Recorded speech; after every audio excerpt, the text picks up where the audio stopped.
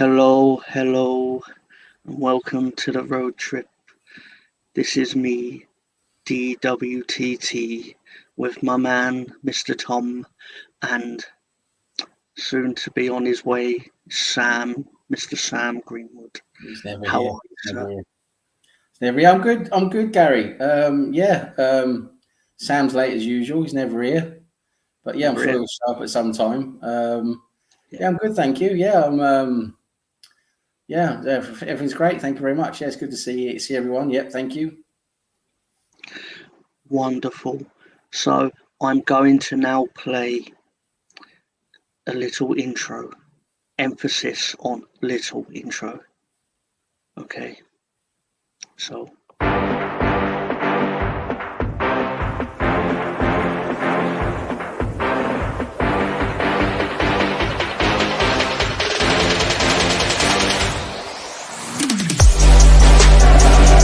DWTT coming here.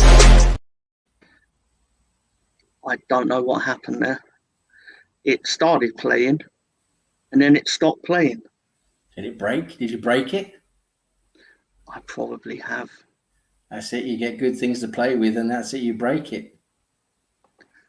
It's not the first thing I've played. Well, wait, what? Anyway, so hello and welcome to the road trip. This is what we call hostile takeover. It's not very hostile. It's really not. It's really not. I don't know why he trusts us with this, but the man does trust us with this. So, hello, everyone, and welcome to the road trip. You'd never let me do that. Anyway, so we'll go through, we'll speak to some very important people. BX Gunner in the house. He was actually here before we were. Yep. The matriarch of the family. Without her, there would be no road trip. There would be no road trip. Exactly. What a lady. What a lady. Good afternoon, ma'am. Good afternoon. Good afternoon. It's going again. Is this the equivalent of when Plankton finds the Krabby Patty recipe? It probably is. I've never actually watched an episode of SpongeBob. Yes, it's a bit too in depth in that one. I've seen all the memes, like a few moments later, and things like that. Like I know the memes, but I've not seen what they're from. Anyway, I've only seen a few episodes. Big up, Ryan. Ryan, Mr. Arsenal podcast, which you can see live most days, doing a variety of content. Says, "Hang on, is Gary taking a week off again?" LOL. Yeah. Yes. Bastard. It's a lazy bastard, that Gary. Oh yeah, the worst. No. He's I believe he's in a place known as Barbados. I could be wrong. I think you're right. I think you're right. Oh yeah. Wow, wish I was there. And he's like, will you host the shows for me? I was like, you think you're gonna go to Barbados and then come back to owning a YouTube channel? Are you sure? That's it. We're taking over now. I'm going to change all the passwords. I'm going to change the locks. Yeah, that's it. And Gary, yeah, that's right. So I was having a look at my important files, and we're going to see what's on the slate today. Okay. Yeah. I'm reading this upside down. Hang on 1 second. Yeah. So got lots of stuff on the slate. Lots of stuff. Yeah, it looks full up, that slate. It's my slate. Yeah. It's my slate. No, hang on. That's the history of Tottenham Football Club, that is. Oh, wait a second. I just realised. No, sorry. That's a different page. On the next page over, it's their trophy history since 2002 or something like that. So, yeah anyway. Pretty much all there. Yeah. Even Leeds won something. But we have got a third man. Okay. There's a third man, as I would say, in the wrestling industry. It's a Hulk Hogan reference. Wouldn't expect Sam to be aware of it, although Sam is my resident roving AEW reporter now. So yes, I'm the AEW expert. Yeah, he didn't know he was, but he worked himself into that position. Yeah, is it a Saturday I saw, or a Friday, or a Thursday? I can't remember, but I saw one. It was a Friday night. Oh, on a night where the stoop wasn't occurring, and I thought, oh, I'm gonna have a nice evening of nothing. And then Sam messaged me about wrestling, and I was like, wait, wrestling's on? And then he's like, yeah, it's on ITV4. I was like, okay. And then, so it was a great evening. It was a great evening. Just before we bring in the guest, it's, hey, my Gary needs a vacation. Tom, you're doing a great job. Love you. I love how she condensed everything, like defending her son, praising her other son. That's right. I'm now part of the family. And wonderful, amazing. The adopted one. Yeah. And 3, 2, 1. Hey, there I am. Here he is, our favorite coal miner. What's going on, gentlemen? We're good. Yeah. What you got behind you there? You got some, is that Snoopy? Oh, it's a blanket. Right. And there's a dog right it was Christmas. there. Right. Yeah, it's I about. thought it was Christmas stuff, but it's not, is it? You know what? No, it's baseball. It's Snoopy playing sports. Snoopy doing sports. The person that purchased it is not here to discuss why she purchased it. That's okay. So I imagine it was because it looked like it was warm. That could be. That could very well be. What's the temperature like? What's the temperature like where you are now? All right, so I'll give it to you in Fahrenheit because. Yeah, because we can't do Celsius, can we? That's too much to ask. Not us Americans. We have to be different. Can you do it in Kelvin, please? We do Lord Kelvin round here. So it's 59 degrees right now, which I'll convert that for you guys. Yes, that please. is 18 degrees Celsius. 18? Perfect. Wow, it's a balmy 18 over there in Perfect, man. This is the best weather. I actually prefer the Yank way of temperatures because it's more exaggerative. Like, it actually sounds more cool. Like, if you say, like, oh, it's 30 degrees in England, you're like, oh, that's pretty. But then in America, they're like, it's 105 and we're all going to die. Like, much better. Like you say, 30 sounds hot, but actually that's like -5 or something in Celsius. Yeah. I mean, this weather this time of year in fall and November is the best. I mean, in the summertime, it gets up to, I don't know, 90, 95, 98, 97 degrees, which I think is like 30 degrees Celsius or 37. Mm-hmm. It's just too much, man. It's too hot. This time of year, hoodie weather, shorts, a little bit, maybe some flip-flops. Perfect. Yeah, perfect weather. That's it. And down in the coal mine, I bet it gets pretty hot as well. Probably over like 100 degrees down in the coal mine. I moved myself up to management. I am no longer down there. I got myself a white-collar gig. Got promoted. You're sending the poor guys down to their peril every day. You absolutely. I hope you sleep well at night. Well, they moved me out because of the black lung. That's black lungs matter, you know. Black lungs matter, you know. Damn it! When you said, "Oh, you sleep well," and I should have gone. Well, yeah, you've seen the blanket. I mean, amazing. Yeah, got good management digs there. Looks pretty good. Yeah, it's got the chocolate lab hanging out on the couch. He's chilling. The wife's at some craft fair. The kids doing whatever. It's a quiet, nice Saturday. Yep. No, that sounds good. Sounds like you're ready to do a man ting. You know, be at home, do your man ting. Yeah, just relaxing, man. So yeah, and now we've got all the fluff out of the way. It's just say it's an international break and it sucks. Oh my God. Yeah. I watched the first half of England against Australia yesterday, and I couldn't be bothered with the second half. That was so boring, absolutely soul destroying. That's what it was. I can't tell you. Sorry, that was rude of me to interrupt. Sorry. No, I finished. I said it's absolute crap. Basically, cut a long story short, I was watching The Walking Dead. I've never seen it. Well, no. I've seen early seasons of it, but on Disney up to now. Anyway, cut a long story short, I was watching it. Then I flicked it over to see what was going on in football. And basically, I thought I was still watching The Walking Dead. Because Jordan Henderson. Yeah, absolute pedestrian. Yeah, I can't do the international stuff at times. Like, I love international rugby over club rugby, but big game tonight, Spencer. Big one. Ireland, New Zealand. That's a big one. That's huge. I kind of favor Ireland to win that one. I don't know. Maybe the slight favourites in that one, you know. Well, it's funny because New Zealand, they lost their first group game in the in Rugby World Cup history to France, the opening game of the year of the tournament. France is really good. I mean, Ireland, I mean, they're really good. They're top ranked at the moment, aren't they? Ireland, they're good. Yeah, I mean, I think they won the Six Nations this most recent one, and the one they can actually win this thing. I believe it. But those Southern Hemisphere teams are really, really good. So I think they're coming up. You know, they're coming up. The smaller nations now have really advanced themselves a lot now. You know. Yeah, I was kind of disappointed Scotland dropped out. I mean, I got a lot of different roots in me for, I guess, based on where I'm from. But, you know, I mean, Wales is playing, I think, right now. Who are they playing again?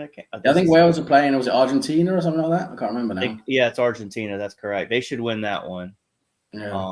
Which is funny because I thought Wales was really horrible in this last round of the Six Nations. I wasn't very impressed with them. But they also had a very easy group, too. Compared to what it was Scotland, New Zealand. No, it wasn't. It was Scotland, South Africa, and Ireland all in that same group, and it was called the Group of Death. Yeah, that was a tough group. Yeah, which I was kind of disappointed Scotland didn't do a little bit better, but you know, Ireland's kicking on, man. Like I mean, I love me some rugby, man. So, do you guys watch it regularly or no? Absolutely not. No, I don't watch it regularly. No, it's I watch England now and again when they play, but yeah, I don't really watch it regularly. I don't watch like the regular league stuff and all that. Okay. I follow it to the extent of like I'll check the scores, like when you generally check sport, like what happened today in sport. So I'll check it. But if it was, well, I'll put it this way. It feels like Rugby World Cups last for the 4 years in between them because this tournament's been going on for about a month and we're now in the quarterfinal stage. Ridiculous. Yeah. I know they're taking a long time with it, aren't they? Well, you got to think. You know, they have 5 teams in a group. That's 4 games. You know, game a week almost. Well, the real reason is because they know that no one will watch the games if they're midweek. So they put all the big games at the weekend and then they'll play like Portugal versus Fiji on Wednesday to get out of the way. Because you could do this. If you played the game every day, you'd get this tournament. This tournament would have been done by now. Yeah, if you schedule as like the World Cup. But I'd just like to welcome some of our newcomers, even though they're not that new because they're here every week. Really. Canopy Guna, Riddy, with chaps, and I believe that's a beer emoji, the clinking. Really. Yeah, either that or it's a hand shandy. Anyway, he's been binge watching your favourite TV show, The Reckoning. I haven't seen that. But I think the ref has done his hamstring in the rugby match. The ref. That's always funny when that happens. They're swapping him out. They're swapping him out. Sorry, didn't mean to. No. Also, Ange is here telling everyone to hit the likes. Hit the likes, everyone. Hit the likes. Smack the likes button. Hit the likes. Do it for Gary. If you're not going to do it for me, do it for Gary. I'm sure if he's listening to this right now, he's got a little happy face on him, like oh yeah. People are hitting the likes. I'm so happy. What? And then while he's getting like his mate to be like, oh, can I have another drink on some beach in Barbados? Like best of both worlds, isn't it? Getting Barbados and getting the likes on YouTube. So anyway, yeah. Residual income is what they call it, right? Yeah, exactly. Bits going with hello Ange, hello Riddy. I don't know why I called him Ridgy then. Apologies. I'm getting sick of Southgate defending Henderson, especially after he got booed last night. Well, he weren't really booed because of the football, was he? If we're being honest. Yeah, I suppose there's a bit of other context there, but still, yeah. I don't get this Southgate, what he's up to. I really don't know. I don't know whether it's early onset dementia. He's had a stroke a few years ago. I don't know what it is with him, but the guy just picks these same players and that's it. It's like we're gonna have the Euro. We're gonna have the Euros in England, by the way, in 2028. Is he still going to be picking Harry Maguire in 2028? He probably is. So, it's an absolute joke. He just picks his players based on loyalty and it's just crazy. And Ed Henderson playing yesterday, I mean, come on, there's so many other players who deserve to play ahead of him. It's I just can't back it. I just can't get behind it. I have thoughts on it, conflicting thoughts. My thing with Southgate is the thing that annoys me about it is when he first got the job, he did what every England manager says. I pick on merit. It's not going to be an old boys club. I pick on merit. It's going to be form and everything. And it just reverted to what Ericsson did, McLaren, Hodgson, all same old, like just pick the guys you trust. And there's nothing wrong with that. But admit that that's who you are. Don't give me the thing of it's not going to be like it always was, and then you've reverted to it being like it always was. It's ridiculous.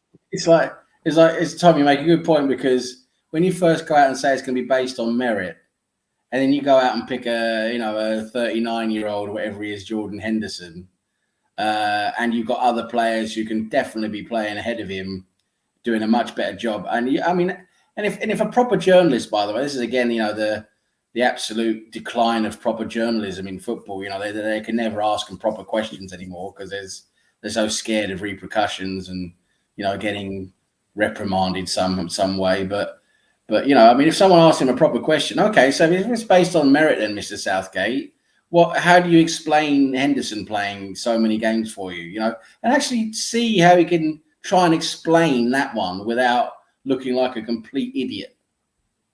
I've got better questions for him relating to selection, but first I would like to, and obviously I'll give Spencer his say on this if he has one, but I'm first going to bring in the fourth man. You got to do it like that. The fourth man. There's a fourth man. Fatal four-way. Yeah. I wasn't expecting that. Yeah, we'll go with that. Wrestling. It's Mr. Alonso Spencer. What's going on, Alonso? Hello. Look how happy he is. Look at his little face. What happened? He's been in the shower. Look at him. He's been in the fucking shower. Hello there. Hello. How are you, young man? I am all right. How you guys doing today? Hey, Spencer. What's going on, man? Hey, Mr. Tom. Hello there, Alonso. Hello. Nah, BX. That's not PG. Finger four. Finger four. And to be honest, it would probably be free if I had to. Anyway, wait. I'm adventurous, but let's be realistic. Anyway, Forster's greedy. So you're getting some love here from Canterbury Gooner. Code name Riddy. Riddy. Yeah. Obviously, it weren't all bad. Well, it weren't all bad last night because Eddie got his cap, and he's well deserved. Well deserved. Oh my god! Rarely have I seen a footballer earn a cap with such aplomb as Eddie Nketiah. He's the way he overcame the adversity of the toxic fandom at Arsenal, always digging him out to just rise up and become an. I so hope he goes to Leeds. I really do. And you're just gonna watch him miss and miss and miss and not score. So he'd fit in. I'll say he'd fit in well then, based on. Yeah, you can just have another. What I showed you last week. You're just gonna have another Patrick Bamford. You love him. I've no issues with having a black Patrick Bamford. Let's get that clear. I have no issues. No issues. I mean, he'd probably score a lot of goals in the championship. He scored 6 in the champion. No, if it was 5 or 6 for Leeds. Yeah. Everyone was just. The word the phrase heartwarming is used too much these days, but it truly was. Anyway, so you was talking about Henderson. Tom, he was making a point about team selection. Henderson. Yeah, well, I actually was going to pivot from Henderson and be like, does Calvin Phillips have photos of Southgate with a horse? doing things that he shouldn't be doing. Because again, it comes back to I pick players on merit, but you have to play football to earn that merit, surely. You would think so. Hey, Tom. Like, Hey, Tom. Did Henderson captain England yesterday? Henderson what? Sorry, did Henderson what? Sorry? Captain? Captain? Yeah, he was captain as well, wasn't he? Oh, wow. Yeah, sorry, my apologies. Again, I can understand the booing, right? Because I have a problem with Jordan Henderson, right? Don't get me wrong. If I saw him in the street, well, I wouldn't say anything because I don't know him. But, the point is, my problem with him is if you've gone to such lengths to promote certain values for your life, why go to a place that doesn't respect those values? Or not? It's not even respect them, is it? It's like it criminalises. Sorry, I just don't think it's right. I don't think it's right. Every football player that goes there, I have no issue with. You have a responsibility to your family to make money, and that is absolutely fine because you're going to get money there that you'll never get anywhere else. Not a problem with it. But if you personally make it your thing that you are like the representative of a supposed marginalised group of people, let's say, debatable whether they are or not, that's not my point. But you've made it your thing and like you're their champion out of all the footballers is how it came across. Why are you going to a place that would kill them for it? Because money corrupts character, in theory, right? Some people, that's the thing with the Saudi thing too. I had a thought there. I was like, they had him as captain last night, and then the Saudi club that he's at could just be like, look, we've got England's captain on our team. And then they could just use, and maybe there's a money kickback somewhere from somebody. Hey, play Henderson, and here's some money, Southgate. Like, you never know, man. Like, the Saudi thing is very funny because it's not, and it's about buying influence, right? That's why they're doing a lot of what they're doing. They want to create a better image for themselves. Yeah, good one. It's sports washing and it's working. I mean, look WWE's in Saudi, right? Like I thought I'd never see that. I thought I'd never see that. My funniest story relating to that, I'm sure most people already know it, is that Tony, the beloved Tony Turner, right, my co-host, my confidant, whatever, was basically like, I'm not watching this World Cup, the Football World Cup in Qatar. I'm not watching this World Cup because I don't agree with it and all the reasons that people were against it. And supposedly didn't watch a single kick of the ball. 5 months later, he goes to me, so Tom, are we watching Cody Rhodes versus Brock Lesnar in Saudi Arabia? I was like, I had initially planned we weren't going to cover it because Tony's beliefs weren't going to cover it. And then he turned around to me and went, oh, why aren't we doing a show on it? I was like, because you don't like that country. Like, what are we? And then he was like, oh, no, I really want to see that match. I was like, I couldn't believe what I was hearing. I did the show. I wanted to see it. But then I didn't boycott football for a month because of it. Can't be surprised. Tony wants what he wants. Incredible. I couldn't believe it. I could. Even during the whole show, I remember this specifically because it airs at about 6 p.m. UK time. Sat there just the whole time going, to every new person that came to, I was like, Tony, explain to us why you've betrayed all your personal values to watch this. But but Tom, it's a difficult question, wouldn't it? Tom and Sam, I discussed this on the Arsenal fan circle whenever Henderson first joined the Saudi League, and he has a family too, and I was like, what is he thinking? He's Liverpool's captain too, and so all those theories between the line, it's like, well, he's a champion for some people, which I understand Tom you mentioned before. Now he's doing it to mess up and go to the Saudi League for money. Seems like since I said, money corrupts character, and he's dead on with that because money unfortunately changes people. Some people. So it kind of makes sense on that theory that Spencer had mentioned. But like you said, Tom. Also, money is much bigger there in Saudi Arabia than it is in England, I guess. So, I think he was in not a tough spot, but I think he knew what he was doing. And in my opinion, Jordan Henderson is kind of past his prime.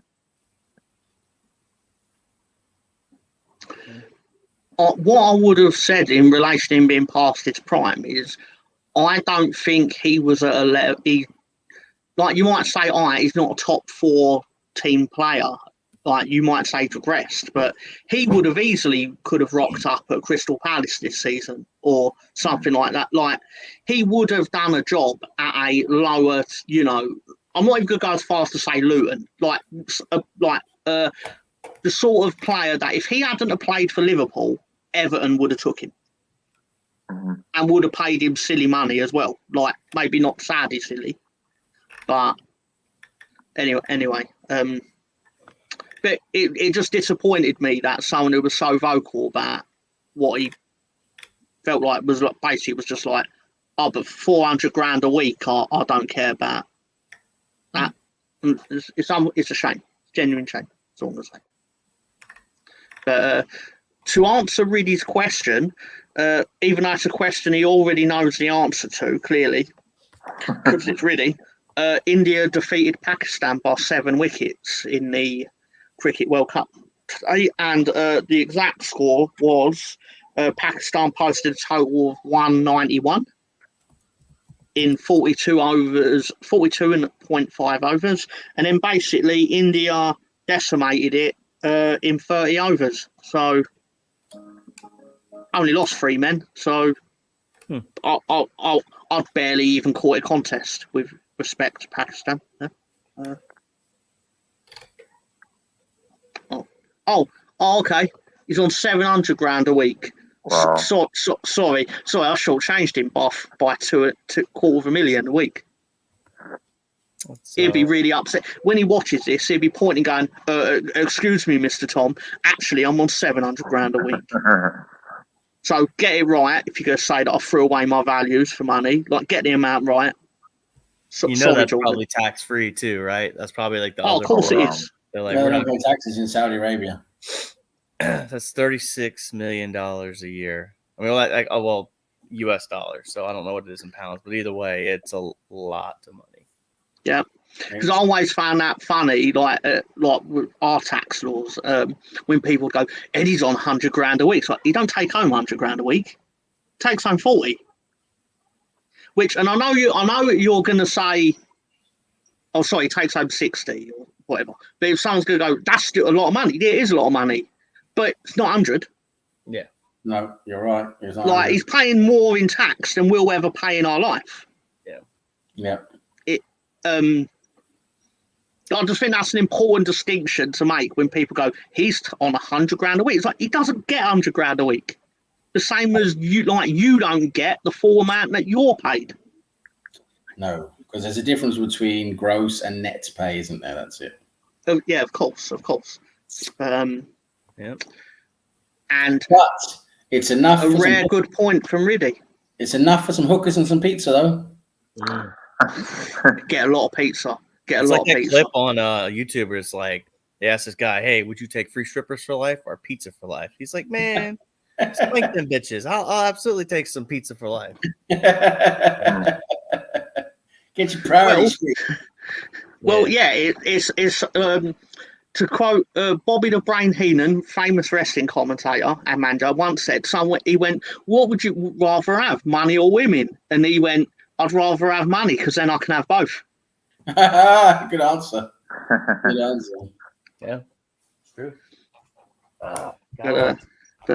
But then he also did once say when he was told that the midget wrestlers might write letters to complain, he then went, yeah, but they can't reach the letterbox to post it at some point. I once heard a friend of mine who was pretty drunk.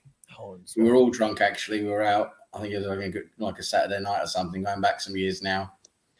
And he was always trying to flirt with the ladies and trying, different crap on, trying to get lucky, basically. And I remember being next to him, like with my back to him, but I could hear him talking to this girl. And he was like, he said, so you want to go back to my place? And he had been talking. Listen, this wasn't the first thing that came out to her. He'd been talking to her for a little while. He built up to this. Yeah. So he says, so you want to go back to my place and eat some pizza and have some sex? And she said, no way. He said, what's the matter with you? Don't you like pizza?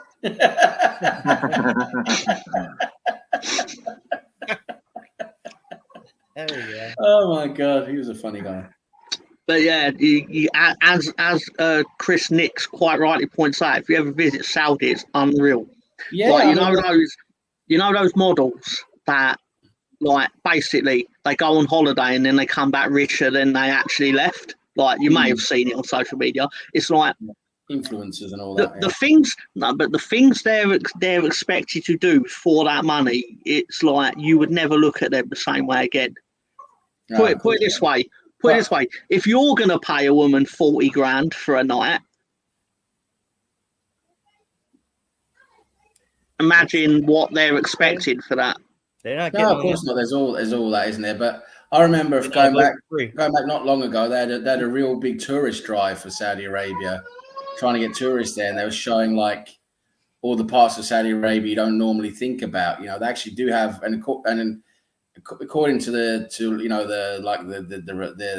advertisements I saw, it does look incredible. I mean, they have some real oasis areas, and some stuff. Some places look absolutely amazing that you wouldn't think about. Because you just think like a desert, and you think of a desert, or you think like a big city center with glass, skyscrapers or whatever, like Riyadh or whatever, something like that. But there is a lot more to Saudi Arabia, but the problem is their politics, isn't it? That's the big problem, isn't it?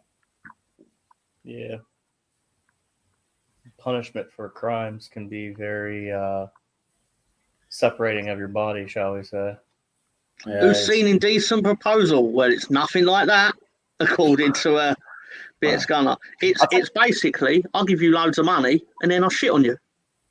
I use you like a human toilet. So there's a Saudi documentary on Netflix, right? You can see it in the U.S. But when I was over in Bahrain in 21, the only way you could find it is if you put your VPN on. It wasn't available on Bahraini Netflix. Let's leave it like that. So, But I'd like to draw attention to this from Canterbury Gooner. Sam Alonso should do a road trip TV show and going cougar hunting all over the world. Yeah, definitely. It's a great idea, really. I was, I'd save money, right? Because why spend all money sending them all over the world? I'd pay to watch them do it in Slough. Yeah. Do it in Slough, could do it in Surrey, do it in Guildford.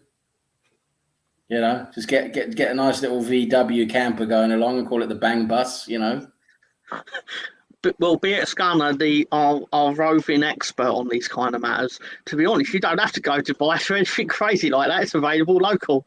And I'll take subtext to that. Living in Brooklyn, you've got everything local, haven't you? Bloody hell, just walk out the door there and just open your mouth and something will fall inside it, won't it? I believe he's in Carolina. Be it Scanner. He's in Brooklyn, New York, isn't he? Isn't he? Or is he in Carolina? No. He's from Carolina. Or not from Carolina. He's in Carolina. He's in Carolina. Nice. Yeah. Dirty slag. I know where he's from. Wait, that sounds more racist. I mean it. Look, that was like that. That was like that royal. I don't know her name, but it was the royal. The recent, last few months controversy, where that woman went up to one of the let's just say African English staff and basically was going, "Oh, where are you from?" And she went like. For argument's sake, she said Brixton. She didn't, but then she went, "But no, where are you from?" And just kept asking, "Where are you from?" Like she wanted to know what part of Africa her family originated from. Yeah, but she just kept at her, and it was like, "Yeah, you're making me uncomfortable." But she was like, "I need to know where you're." It's like you don't need to know. But anyway, sorry. But yeah, I need to know where BX is from, though. I really need to know that because it's a state below. Right? He lives in Carolina. He's a state below from me. Is it the Carolina? Oh, Is this really Carolina. always correct. He's in the Don't other get Carolina, as we call it. The North you're one. from South Carolina? I am from South Carolina. Yeah. Well, if he's in North Carolina and instead of Brooklyn, that's he's dropped a few pegs in my estimation. So I have my cousin lives in Fort Mill, South Carolina, which is on the border of Charlotte. Yep. Oh, Carolina. Yep. That's on the west. Carolina. Yeah, over by Clemson. Okay. Thought I'd just bring this up for today. In the Euro 2004 qualifications, Ukraine defeated North Macedonia 2-0. Northern Ireland beat San Marino 3-0, which is practically losing to them, isn't it? Yeah, but only scoring 3 against San Marino, you've practically lost, even though you haven't literally lost. But it's going backwards. Yeah. In League One, Blackpool 3-0 up against Stevenage, heading into the 80th, just past the 80th minute. Cambridge beat Shrewsbury 1-0. My local Leyton Orient defeating Carlisle United 1-0 at this point with 15 minutes left. Good deal. Swindon Town are beating Newport County 1-0, although I predicted a 2-1 win for Betting in the Dark. Anyway, just saying. Big Scullers in Charlotte. That's North Carolina, isn't it? Yep. Yeah. Charlotte, North Carolina, you absolute slag. It's a beautiful city too, man. Like excellent city. What Charlotte Flair's named after. Basketball team. You're who? Charlotte Flair's named after Charlotte, North Carolina. Mm-hmm. They still have a basketball team. The Hornets. Charlotte Hornets. Yeah. Used to be Bobcats. Michael Jordan owned them. Yeah. Wrexham losing at home 2-1 to Salford City at the moment. Where are Wrexham on the table now? Right. In a live league table, Wrexham are excuse me. Fifth. They've dropped to 8th with this defeat. Well, so they've not actually lost yet. They're not doing too bad, are they? Really, considering they've just been promoted. Yeah, but Notts County, who went up with them, are sitting in 2nd. Oh, well, they're doing well, aren't they? Notts County are doing amazing, considering they didn't actually have the Hollywood backing. Yeah, that's true. That's the thing too with that. Also, if that keeps, if he keeps that team, and they keep promoting up, you're going to get more Hollywood investors into it because they're going to want to be part of more documentaries. But after a while, it's like the Sunderland documentary, right? That's my favourite football documentary, and that includes ones with my own team. It is really good. It is a good one. That one is very good. But it's like they kept going down, and Netflix is probably like, ugh. So there's only so much content you can do. But it is that rawness of it, and the fans' reactions, how much it means to the team. I mean, the team means to the city, all that stuff. I mean, I had a guy at work on Wednesday, one of the rare days I go in the office, and he's like, "Oh," he said, "I saw you wearing an Arsenal shirt at the meeting." I was like, "Yeah, I'm an Arsenal fan." He's like, "Well, he said I just started watching football about 2 years ago." He said it was the Amazon documentary that got me interested in Arsenal. So, I mean, that you think about the exposure that those documentaries have, whatever platform, I remember everyone. I remember there were so many fans who flipped out when that was announced. Arsenal were going to be on Amazon. Everyone's like, "Oh, it's going to ruin so much for Arsenal. It's going to bring so much negative energy." Blah blah blah. Now all the same people are like, "Oh yeah, it's brilliant. Yeah, brought so much exposure. More fans. I mean, that's the thing, though. Like, Sam, but that's the thing. People like complain about everything. And absolutely. The worst. They're the fucking worst. I can't stand them. My opinion about the Amazon documentary was I was impartial to it. I was like, well, let me see what they show us, right? Because they're not going to show you everything. They're going to whitewash it. Yeah. But it was a lot of. I think it brought the fans closer to the club, and absolutely. And I think it was more Arteta, people seeing his mindset and what he was trying to achieve, and you could see, like, the one moment that sticks out to me the most is like he asked everybody, "What's the most important thing, the journey or the destination?" And of course, Lacazette's like, "The destination," and like, "No, the journey." Which, of course, we all know the journey matters, right? But it was just that kind of like It was. I just thought it was an excellent documentary. Well done. Yeah, no, it was. It was good. All right, but better than talking about a documentary about a good football team. Let's go back to Sunderland, and I'm going to go. Why I thought it was brilliant is because, I mean, I have no interest in talking about an Arsenal documentary where it was basically we're really good. Look at us doing everything really well. Like boring, right? Boring. I want calamity. Okay. I want arrogance. I want Sunderland fans at the start of the documentary going, we've just been relegated. We've got our parachute payments. We are going straight back up, and then they lose to Leeds at home, and things like this, right? And like that was an early example, not just because it was Leeds, but it was like because obviously when you go down, you're supposed to have like this financial advantage over everyone, right? But that most teams do take advantage of. But then Sunderland were like, hold my beer, because just. We're going to sack the manager. We're going to bring in Simon Grayson, and he's going to right steady this ship. And then 5 months later, they sack Simon Grayson and bring in Chris Coleman. And they're like, all right, we got that one wrong, but Chris Coleman's going to steady the ship. And then they get relegated. And I was just, I don't take pleasure in people's misfortune, but it was funny because of the fact that they were like, Netflix obviously turned up thinking Sunderland were going to win every week. Just got worse and worse, didn't it? And then they were like, oh, well, we'll do Sunderland in League One because they're easily the biggest team in League One. They'll come straight back up. Lost the playoff final, lost the Paint Trophy final. And it was like, all right, we're definitely not doing a third season because there's no, how can it go any lower? There's a fight in the Wales-Argentina game now. Somebody did a late hit, and now they're all fighting each other. Oh, cool. I want to know more about this comedy hood. Now, I know it's a typo, and he meant to say comedy gold, but from now on, I think there should just be a genre of comedy called comedy hood. Oh, he's been drinking some of that fucking moonshine again, isn't he? Fucking right. Like, was there scenes of Arteta in the changing room going, now you better win or I'll wax you? Yeah, he comes in with a hood with a big gold chain. Fucking MA in diamonds all over his chest. With a grill.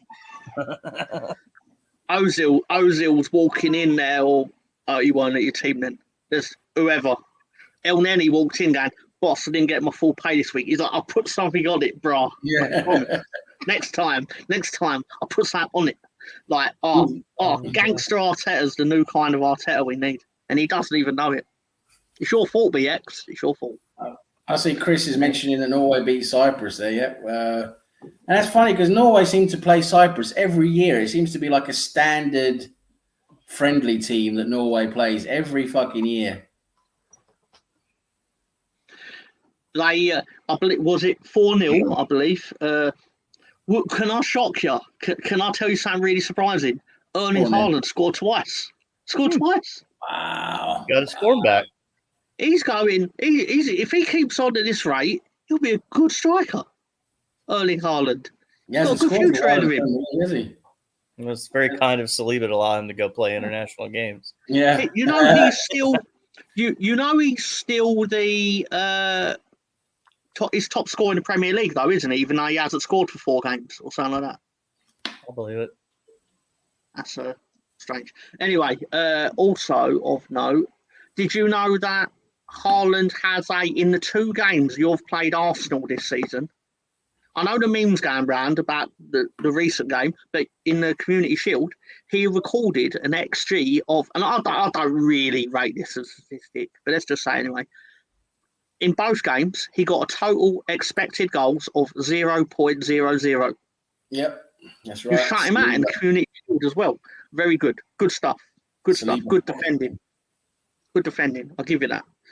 Arteta going in the changing room trying to sell his brand of wigs. Of course, welcome to Stefan Herentonio writings. Welcome, sir. And across the pond, because he's Moss, he should have called it a Moster Pond, maybe. No? All right, fine. Fucking sandbag me, you pricks. Anyway, Anyway, I don't care. I'm going to lost the pod. Doesn't matter. You're right. Missing 1 out of 1,000 is not a bad average. Anyway, Gangster MA, Ukraine beat North Macedonia, and we know Italy cannot take them. In the military. No, I don't know. That was a shocking fucking VAR decision that Scotland got against him, wasn't it? There was nothing wrong with that goal. It's criminal. Is it? I'm sorry, I'm not digging your team out specifically, but if Arsenal had scored that exact goal, it would have been given, and no one would have batted an eyelid, and because it would have been rightful goal. It would have been. Well, what happened? What was the infringement? God knows. If Liverpool scored it would have been a goal. I haven't even seen what the alleged infringement was, but fucking ridiculous. Apparently, it was a foul on the goalkeeper. I want VAR gone. I want VAR gone. I'm sick of it. Fucking finished with it. But that weren't really VAR. That was the ref walking over, watching it, and looking for a reason to disallow it. Yeah, but it's still VAR that allows him to do that, doesn't it? That doesn't fucking happen without VAR. But I was, don't get me wrong. I don't particularly want Scotland to do well in anything, but apart from the referendum vote to leave the UK, I want them to do really well in that, but they didn't, obviously. Anyway, so failed at that too. Sorry. Anyway, but my overarching point is Scotland are good at. They've got salmon and they've got deep fried Mars bars. That's true. They have, and sometimes I even deep fry them myself rather than going all the way to Scotland to get it done.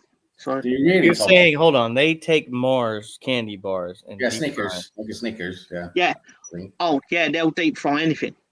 But that's like they do that in the Midwest, you know, like they'll do. I mean, I've seen the there's like a whole show on fried foods for the Midwest. Yeah, that's true. They do that out there as well. Yeah. They love it. Scotland are the place. Scotland's a place in the UK that'll deep fry anything. They'll deep fry your grandma. We did have a kebab shop down the road though that was obviously inspired by Scotland, called Uncle Jim's Kebab Shop. And you always knew when Uncle Jim's worked, he had a wonky eye, and he'd be like, "You want chili sauce, mate?" Was Uncle Jim slightly thinner every week? Look at Ryan's comment about Terry from the Football Terrace guy. I think that's a bogus email. I saw the clip for a second. I looked at it and I was like, why the heck would they email you? I backed out of it. Like I think he made that up for views. I think it's bogus. You're going to tell me that organizations are now going to start emailing YouTubers about their opinions? They would have emailed. I mean, I see what Ryan's saying, and I saw the thing, but I think it's bogus, man. I think Terry's doing it for views. Probably. But it's a good thing no one watches this, because I'd be getting emails from everyone. He has Lee Gunner on there constantly. Why does he have him on there? Oh, not for his football opinion, but for his views. I'll tell you what, Terry is a bit of a conniving person. You can tell a lot of what he does is all calculated. Yep. I have no idea who these people are. Terry Flowers, he runs the Football Terrace. He's behind the Football Terrace. Oh, is he the guy in the clips with Ty? Yeah. Where they're doing like the phone in? No, he's No, but these are like. Have you seen the Football Terrace where they do like the Big Six and all that? They do the only thing I've ever seen on the Football Terrace is it was this argument. I think it was a guy called Egal. Yeah, Egal's on there a lot. And Lee Gunner, Gunner basically destroyed him in this. Lee Gunner. And then there was this other guy. Yeah. And then there was another guy who seemed a bit of a psychopath, who was basically, and I don't know his name, but he was like jumping in, like I think he was like white, bald-headed a bit. But anyway, and he was trying to like get involved, but it weren't. And yeah, it was years ago. Yeah. I'm not saying this was like last week. Anyway, I mean, it was in a Thai clip compilation. You've probably seen some of it then with it's called the Football Terrace. He does various shows and that, and it's become very popular. He's got loads and loads of subs and views and all of that. And anyway, so but he's You can tell that a lot of the stuff he does is just very calculated. He does it because he knows it works in a certain way. And he presents himself well. I'll give him that. Yeah. He's very, very good as far as like his speaking manners, right? He's very polished. But as far as the content goes, I see it. I may watch a couple seconds and then I turn it off because it just doesn't. I just don't really. I'm not into that clickbait crap, Like but I saw it because the way you have to read the letter and see it. Just reads it. It's the way. From a legal perspective, it's not even right. Is that's you're right, Spence. I got the same feeling. I'm thinking this is not right because from a lawyer's not going to ask you to. You're allowed your opinion. Yeah. He's not going to give you a warning of what's it called, like a defamation, a defamation warning, like they want to start like a defamation case or whatever. Yeah. Because you're allowed your opinion. It's clearly an opinion. It sounds like they've basically looked at it and gone, all right, when we go on Sky Sports News on a Monday, we're not getting watched by as many people as this Terry guy is on Sunday night or whatever it is.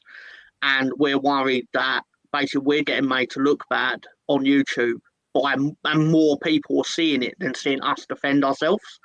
So they're basically like a scare tactic, obviously. Yeah. And it will backfire, clearly.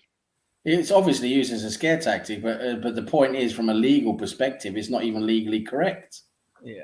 If you're going to threaten with something, at least threaten with something that could possibly hold up in a court of law. What they threaten with has got no chance. But at the same time, it's important to say. Oh, sorry, go on. No, to pivot to that, they could send something like that, even though he's in his right to post that, figuring he'd be ignorant enough to get scared to take it down, right? So even though it wouldn't hold up in a court of law, it's a scare tactic. That's what Tom just said. Yeah. I was just thinking they want him to get worried. They want him to be afraid of reprisal and get rid of it. Yeah. Basically, because the worst thing the real reason they're afraid of him is his visibility, regardless of what he says. Yep. But ultimately, I'm saying all this. I don't know what he said. He basically calls the PGMOL. He calls them cheats, and but it's clearly his opinion. It's his opinion. He's not saying definitively that they are cheats. It's his opinion, and he actually says it. He says, in my opinion.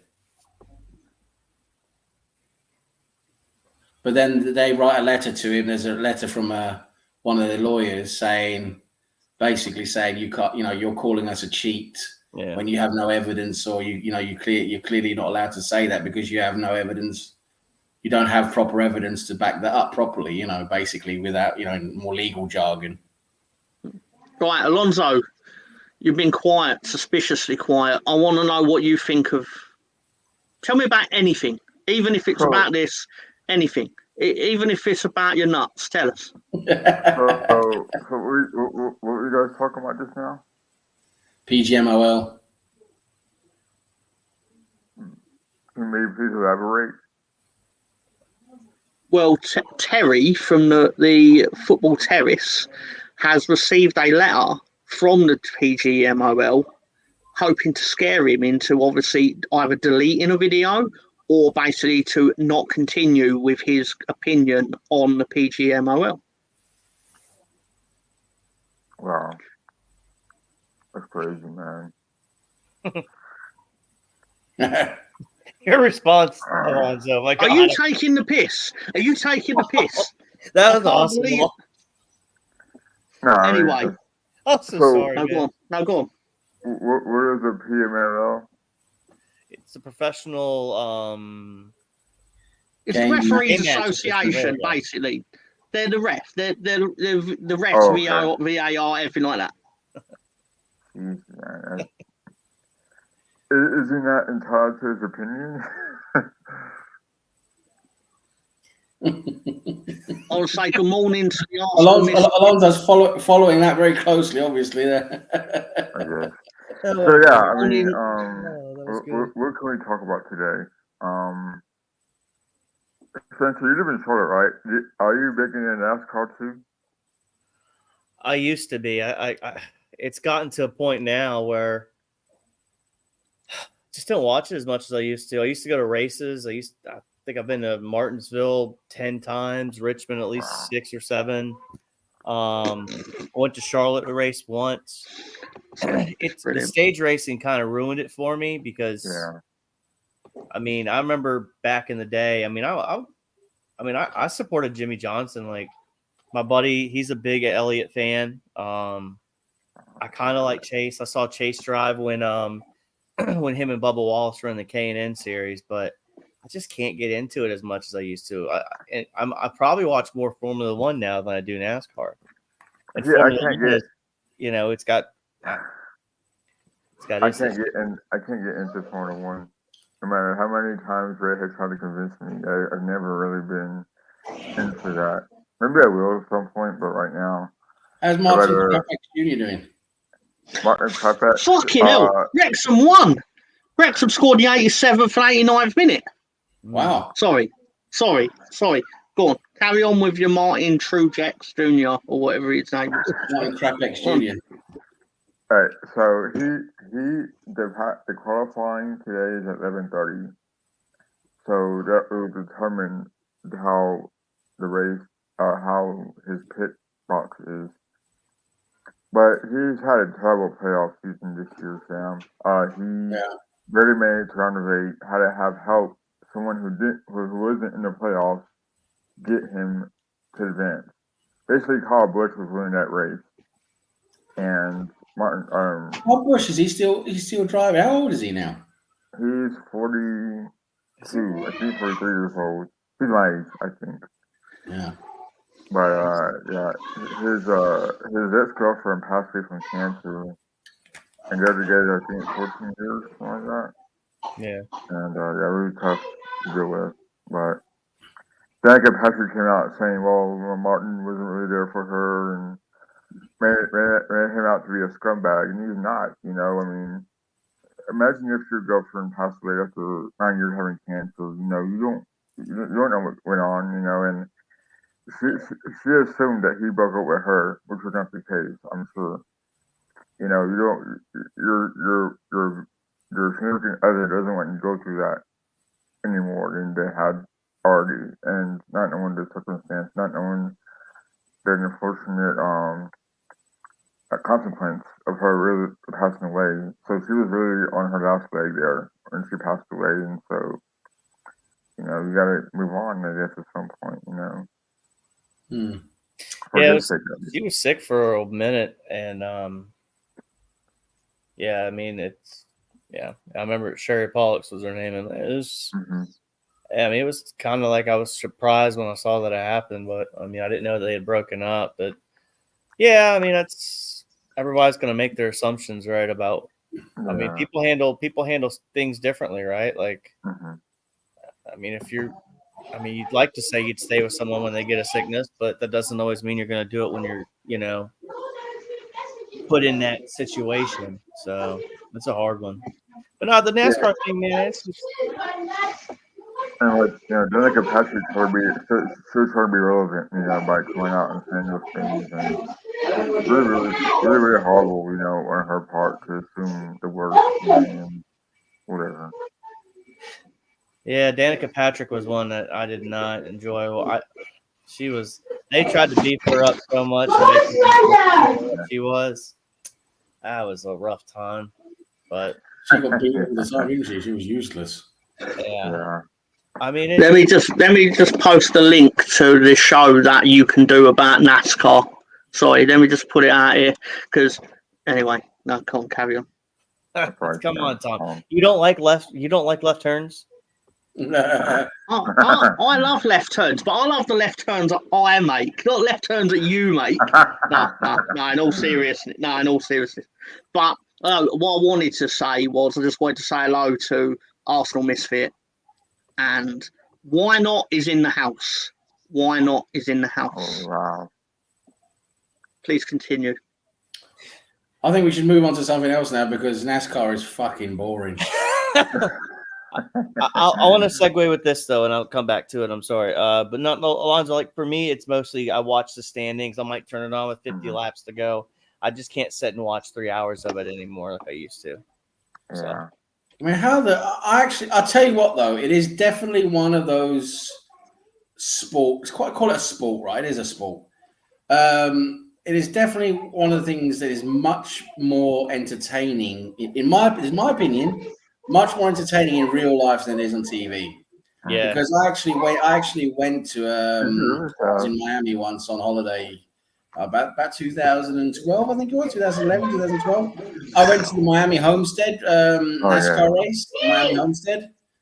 That was fucking awesome. Being there, experiencing that real life. The noise, the heat, the fucking everything around it, all the stands, all the exhibitions, all the people.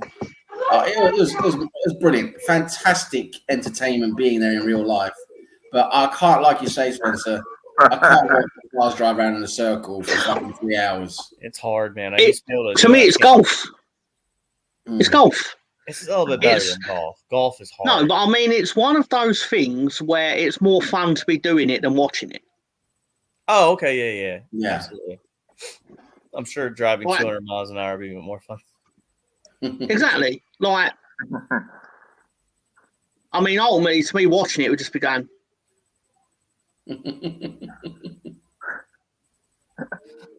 That's one of them went backwards. So, Tom, I'll actually say NASCAR's a lot better than Formula One to be at and watch, because with Formula One, you've normally got a much larger track, and you've got a lot of the track you can't even see. You're basically only seeing a corner or a straight. You're only seeing one little bit of the track. You're only seeing one car come past. Whereas in NASCAR, you can see the whole track basically from where you are. You've got the whole oval, if it's an oval track, most of them are.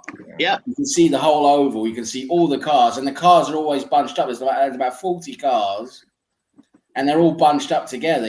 They're all racing really tightly together. So and you see loads of stuff you don't see on the TV. Like things happening off, just in front of you, like we're not seeing on TV. And so it is a real spectacle in real life. It really is. But on TV. Spectacle. It's hard. It's absolutely hard on TV. So you was going to say something, Mr. Spencer? No, me or him? Well, because you was in the middle of saying, Tom, I got a question. Tom, I got a question. You're Tony Turner in it. Tom, I got a question. You all can't help yourselves. We all mock Tony for it, but you all do it. Yeah, it's hilarious. We jest with him, but we do love Tony. It's all meant in good fun. Yeah. So no, but I mean, you all do the thing he does in the way that he does it. It's brilliant. What should we talk about now? Then we've done NASCAR. Let me look into my world famous slate. I do have an Arsenal question for Sam and Alonso here. I went on Ryan's show Tuesday this week, and Liam brought up an interesting point, talking about our best midfield being Odegaard, Partey, and Rice. And I think the question was, well, would you prefer to have Eddie Nketiah as the 9 or Havertz as the 9? For me, that's a simple question to answer. At the moment, I would rather have Havertz play in that position. Yeah. I have to agree with you on that, because Nketiah, he's not cutting the mustard. He's just not good enough. Whereas Havertz can play that role. You could probably play him a little bit deeper as well if you wanted to. Sorry, everyone. How many games has Hazard played for England? And how many has Nketiah played? I rest my case. Hazard? Who are you fucking talking about? Hazard? Yeah. How many games has Hazard played for England? Oh, Tom, wrong country, Tom, wrong player. I mean, Havertz. I meant to say Havertz. I'm thinking because Hazard retired, didn't he? Yeah, Hazard retired. Yeah. Havertz has played for How many of either of them played for England? Should have tried to go on to Therefore, Eddie's better than both. Eddie's better than both of them. Havertz, Hazard, Eddie superior to both. Right. Okay. So my comment though, Sam, with this is, we've seen Havertz play the 8 a lot for Arsenal at this point. Is it within reason to believe that Arteta truly bought him as a 9? Potentially, even though he's not playing him as an 8, he's got to remember Timber's been hurt, Partey's had fitness issues. Am I crazy thinking this? Because, I think the reason Jesus came to Arsenal is that he was promised to play the striker role, right? Yeah. But he seems more suited on the wing to me. He can play both, the striker and the wing, but he could be your backup for Saka, and then go get yourself a Tony and Havertz up the top, right? Buy an Ivan Tony. Yeah, I just think Nketiah is not really working out for him. I think that's what he's starting to realize. I hope he does. Yeah. He's starting to realize Nketiah is not quite developing as he hoped. So you start having to look at alternatives. And yes, it's an interesting point of view that thinking that Havertz was brought in with the end goal of becoming a 9. Yeah. But I don't really see that happening, because I think maybe their plan is to buy a number 9 either in January or next summer. And that number 9 is going to be a big name, I think, and they're going to be playing. So, yeah.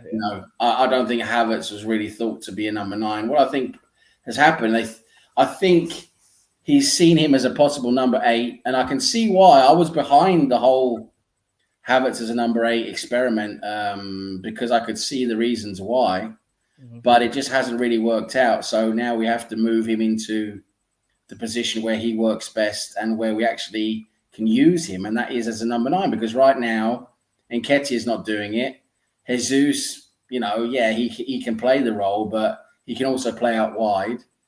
So I think, we could get the best out of Havertz in that number 9 role and just leave Declan Rice as like more a deep lying number 8, just not really the 8 role, but more like the way he played against City. I think if we line up and play the way we played the last 20 minutes against City, with the way Partey and Rice and Ødegaard basically played together there, I think that is something that we could really be promising. But I think, for instance, Tom and Sam, I think what I think it's good to have a good rotation in midfield. I think Jorginho didn't do that bad, but he's not starting number 8 either, or number 6 rather. But I do like the midfield of Ødegaard, Rice, and Partey, because Arteta had said to Rice, we're trying to make you better as far as getting you more on the ball and make you more forward. So I wouldn't mind seeing that more.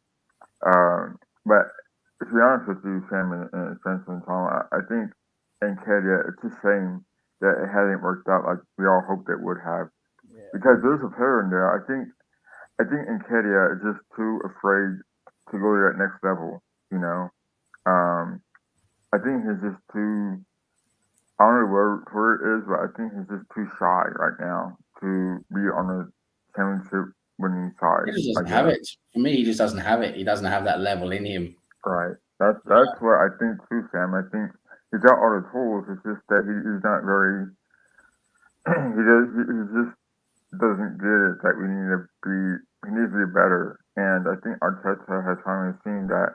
I've given him more than one chance to succeed, and now he hasn't given it to me back. That to me says a lot about Eddie Nketiah. I mean, I would think that since he had the England shirt now, he's been named to the England squad, that would maybe improve it. I mean, make him. That would make him. That would make him. I can't say a word right now, but you guys know what I'm getting at. Like more incentive to play better, and it hasn't, because you see his teammates like Saka, Ramsdale, Rice make it a more consistent level. Whereas now you've seen Nketiah on the England squad, and he hasn't really improved much. So I don't know what happened. I don't know where the disconnect is with Eddie Nketiah right now, but I hope he turns around and proves us all wrong. But we've been waiting for him to do that for a while now. And that's the thing too with that, right? Like you go to the Crystal Palace game, for example, right? He had 2 chances to put the ball away, didn't do it. He had one on Sunday against City, and didn't do it. And it's the thing with Eddie is the opportunities are there. He's just not putting them away, right? If he was putting them away, we wouldn't even be having this discussion. It's like I say with it. It's like I keep saying with Eddie Nketiah is the goals he scores are like nearly impossible goals. They're like, a go off his arse or his knee or his fucking nose or something. He'll score some weird fucking physically impossible goal. Yeah. But as soon as he gets a clear-cut chance in front of a goal, he just misses. He just doesn't, he can't do what you're supposed to do as a striker, and that is score on the chances you get. Yeah, so he's just not good enough. But I think we need to move on before Tom gets so bored he starts jumping out the window. We don't want him to do that. Yeah. I'd like to respond to this. How many games has Pele played for England? I rest my case. To be fair, Pele is a lying, Viagra-selling fucker. Tom, you love him. You love Pele. I do love Pele. No. Like, people may think I say that out of hate. I find it hilarious how he had a level of star power where he could just invent goals that he scored, and people were like, "Yep, add that to the record." He was like, "I scored 1,000 goals, but only about 8 of them are on film." And they're like, "All right, well, you were really good in those. You were really good in those 3 games that were broadcast on the BBC in black and white. That we'll just believe the other 992 goals definitely must have happened." Amazing. I think he counts all the goals he scored in street football when he was 10 as well, or something like that. Yeah. And obviously, I don't think I'm unfair to saying this. You just have to trust a man that has the balls to go out there and say, "Buy Viagra.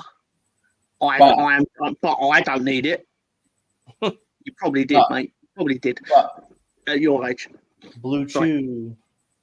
But a very interesting point I want to make now. Talking about the greatest players ever, I know there's a discussion of who's the greatest ever. But one of the players who is often in that discussion, Cristiano Ronaldo, I just read an amazing stat about him on Twitter that he is now for Portugal, for his country, he has scored 73 goals since he's made like in a period of time now that no one else has done for any country basically, and he's 39 years old, still doing that, still breaking records. Okay, this can function as a question of the week. Okay, Ronaldo is one of 2 players to have scored an official goal in every minute of the game. Who is the other player? Oh, as in from 0 to 90. Obviously, not a goal in every minute of one game, but across his whole career, he's scored in every minute of the clock. 90, from the first minute to the 90th. Yeah, right. That's Pele, of course. Come on, man. Okay, there's now 3 players that have done it. Who is the other player along with Ronaldo and Pele, of course? I really don't know if he did. Probably Messi. It's not Lionel Messi. But BX Gunner knows it. So Zlatan. Oh yeah. He scored a lot of goals. Yes, he did. If Pele is a lying, Viagra-selling fucker, does that make him a hard man of football? I imagine him and Vinnie Jones had many a jousting session. Let's just say. Yeah, and they use as they call it in the.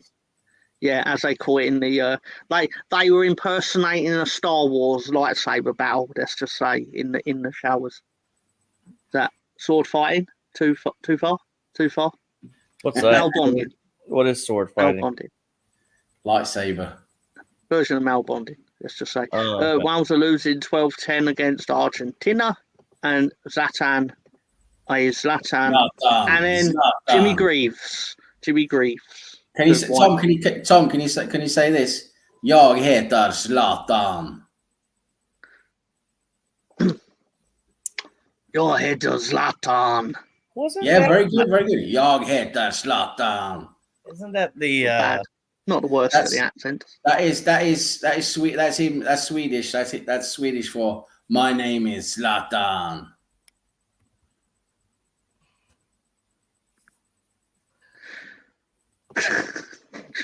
My shorts is yours. I can see. Yeah, fucking Spaceballs. Love it. Spaceballs are brilliant. He is unmatched with Spaceballs references. Unmatched. Mel Brooks, what a legend he was, eh? Mel Brooks. Oh. Yep, Mel Brooks. And he had Rick Moranis, who disappeared, didn't he? Rick Moranis, he was around in the 80s and early 90s, and then he just disappeared. Maybe the shrinking ray on Honey, I Shrunk the Kids worked. Yeah. For real. And they used it on his career. Yeah, pretty much. Too far. Anyway. Pretty much. Yeah. Zlatan is the god of football. Yeah, football. Yeah, he's a good player.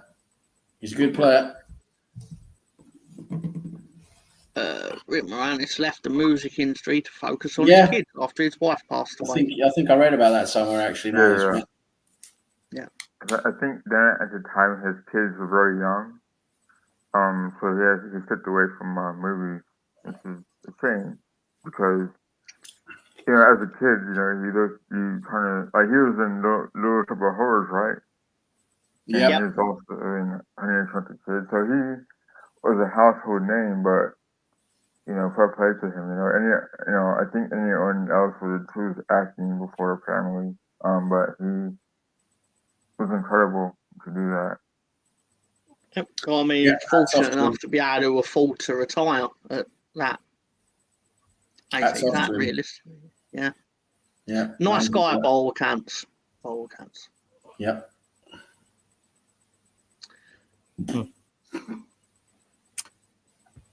Oh, it's my job to get this on the road, is it? Yeah. So basically, right. So Alonso. I knew he'd perk up when he heard his name. Alonso, tell us something about. What is your worst opinion in sport? Like, what is your most unpopular opinion? Because I have about 30 of them, clearly, and I distribute them on a weekly basis. But what do you think about something that everyone basically thinks you're talking shit? I can't stand how Tottenham are in first place. Because, we all thought that since Harry Kane left, that they'd be crap. But obviously they're better than what he was when he was there. I can't stand Son. I can't stand Madison now. But I think their coach, Augie, whatever his name is, has done a good job with that team. So seeing them in first place is kind of annoying. And I can't stand LeBron James. Okay. So in a question where I said, what is your opinion that no one else will agree with? You said something that everyone universally agrees with, that we don't like Tottenham being in first place. And LeBron James sucks. Right. Martin Krapex Jr. He's great. He's fantastic, man. What else? There's more. Spencer, same question. Oh! I got one. Sorry, Spencer. Go ahead. I really still to this day hate how Game of Thrones ended. Wait. Nah, everybody agrees on that. No. Go on. Keep going. What are you saying? He hated how Game of Thrones ended. Oh. Yeah. So I didn't watch until a year ago. Maybe less than that. So I watched it twice since then. And my friends Should I do it without spoiling it in case people haven't seen it? Oh gosh. It's hard. So if they haven't seen it by now, Tom, that's on them. Basically what happened was I always told my coworkers about it, my friends about it, how I haven't seen Game of Thrones yet. And as I gotten further along with it, they would always tell me, well, don't get your hopes up for the season finale. I'm like, okay, whatever, cool. I'll make that decision on my own. Get through the longest night, right? The great battle scene, amazing ending to that story. So I thought. Well, they kept on going on and on and on about some silly guy named Rand getting the king. I'm like, no. Then Jon Snow gets demoted. I'm like, how does he get demoted after everything he's done, right? So I'm like, where else did he go from here? You know? Well, he did kill He did kill the sitting queen. Right. But he was lucky he got demoted because he should have been killed. Jon Snow. Yes. In hindsight, yeah, Tom, he should have, but you know, I kind of thought they could have done more with that. Like Bran, like where's the story at? You know, where does the girls' story go? You know, Okay. so there's a lot more they could have done, in my opinion. That's like fine. Carrie, you know, so I don't know. The ending wasn't what I expected. I definitely think a lot of the hysteria, let's say, around that was people had watched it over the whole time of the show, okay, and I watched it over the course of 1 month in lockdown. So a lot of the stuff that played out at the end of the show was foreshadowed all the way through. Like, you could see why it happened. Whereas I think a lot of people basically watched it over a period of 8 years, and you don't necessarily carry that momentum with it. Exactly. So I can understand why people didn't like it, but I think they built up in their minds things that they wanted to happen, but those things weren't remotely like teased that they were going to happen. And basically, people don't like anything, do they? Like, even if they'd have got what they wanted, it wouldn't have been the way that they wanted it, and they would have been pissed off with that too. But anyway, I digress. Sam Greenwood, do you have an answer to this question? Which question is that? Unpopular opinion? Yeah, sure. Anything, yeah. I was just going to say, just pivoting off of that, I think that's why, in my opinion, again, I think a lot of people disagree with it, but in my opinion, why The Sopranos ended so well. I really like the way The Sopranos ended. A lot of people hated it. But I just think, just based on what you just said, leaving it pretty much open-ended like that, I think it was the right thing to do, and keep people guessing, just keep people guessing. But anyway, another unpopular opinion. I've got an unpopular opinion. In terms of strikers for Arsenal, I know that everyone's talking about Tony, everyone's talking about Osimhen at Napoli. There's talk of Ollie Watkins as well. Some of the standard names, but a striker I've always fancied in recent years, I think would do a good job for Arsenal, based on his physique, based on what he could be. But he's like another Havertz. He's like a player who's lost a lot of seems to have lost a lot of his mojo, basically. But I think if he had his mojo, and if he was back at his prime, I really do think Lukaku would be great for Arsenal. I really do. Lukaku as a striker, I think, could do so much for Arsenal. But again, it'd be a huge risk, I think, if we got him. I don't think we'd probably see much from him.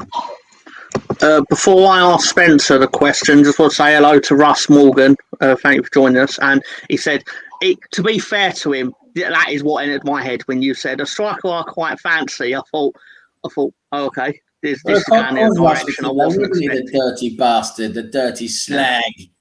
Yeah, of course. Just yeah. So Spencer, unpopular opinion about TV, sport, whatever. Oh man, it's a loaded. That's one of those ones you probably should have texted the day before to think about. I mean, I've got a couple, but I think for me, it's I'm just thinking of different things and children are the noise.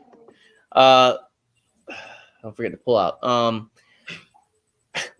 So my unpopular opinion is it's annoying how people complain about cutting the cable cord, but now they have 9,000 subscriptions to other streaming services that equal almost the same as what they were. The cable company. I had an unpopular sports opinion. That's a tough question, Tom. I have to think about it, but okay. I mean, I have an answer to it. Obviously, I've not actually come across anyone that actually agrees with this, but I don't think Pep Guardiola is a good football manager. I don't think he's an elite football manager. I think, no, and I can explain this, right, because I understand why it sounds stupid, but he's always had the best in class. Even at even the Barcelona youth team, he had like Iniesta and Xavi in it. I mean, he's never not had better than anyone else in anything he competed in. Therefore, I don't think it's right to say he is elite, because even Sir Alex Ferguson managed Aberdeen in Europe. He made them good. Pep's just taken stuff that is already great and just gone, oh, let's add a little bit of Lionel Messi to it. Oh, let's just give the ball to Robert Lewandowski when there's no other defence capable of, like, I just don't think he's elite. I think that's a hot take, Tom. I'm not gonna lie. I understand where you're coming from on that one, but I mean, look at the elite teams that have had managers. I mean, you still have to manage. It's such a symbiotic relationship, right? Like, could you take Pep Guardiola and put him on like Luton Town? I mean, they'd probably stay up. He'd find a way to get him to stay up, but he's not going to kick Luton Town on to be a top 6 team without funding, right? So it all works together. That's why I always say is that the manager, the players, like the big argument now in the NFL is, well, now that Bill Belichick doesn't have Tom Brady, he's getting exposed. Well, you have to have a good quarterback to win. Like, and a quarterback has to have a good coach to win as well. Like, it's such a symbiotic relationship in team sports. I mean, the whole elite manager thing, like, they're all reliant on each other, you know? Tactics are tactics. A 4-4-2 is a 4-4-2 in Scotland. Just go ahead, Stan. I've got 2 points to tell you where you're wrong on that. I mean, first of all, I agree what you're thinking, like, in terms of he hasn't really had, like, a challenge in terms of taking a team that's, you know, not great and then making them great. That I get, you know, not having done that at all, just having very good teams. Yeah, it will definitely make you look at it that way. But first of all, when you've got all those egos in one dressing room, you got to manage that. That's not easy. Yeah. And to get all those egos and all of that to not only work, but give you 100 points and win, you know, 3 league titles in a row and to win, you know, trebles. That, you know, you can't really argue against that. You can't just automatically do that. And the second thing I want to say is the guys, like, it started at Barcelona, he did it a little bit at Bayern, but it's mainly at City where his tactical, like, he's brought in a new tactical style. He's developed it on from Gegenpress and made like a new tactical style, which is like a kind of like I would say like a mixture of like tiki-taka and Gegenpress basically. And it's this whole hybrid system, you know, inverted this, inverted that. You know, Pep Guardiola's taken that to a new level and developed that on.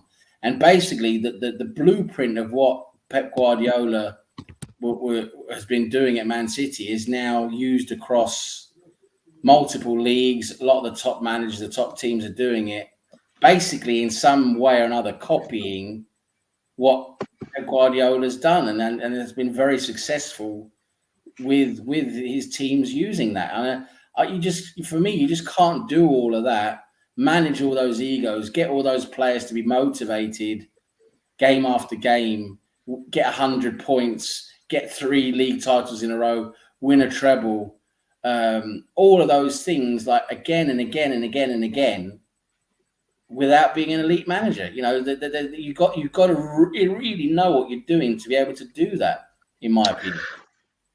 I think what he's done I'll explain my opinion in Football Manager terms.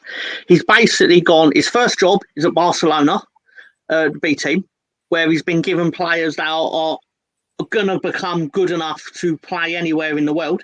He's then been told, all right, you've got a budget of 700 million. We're going to give you Lionel Messi on top of that 700 million.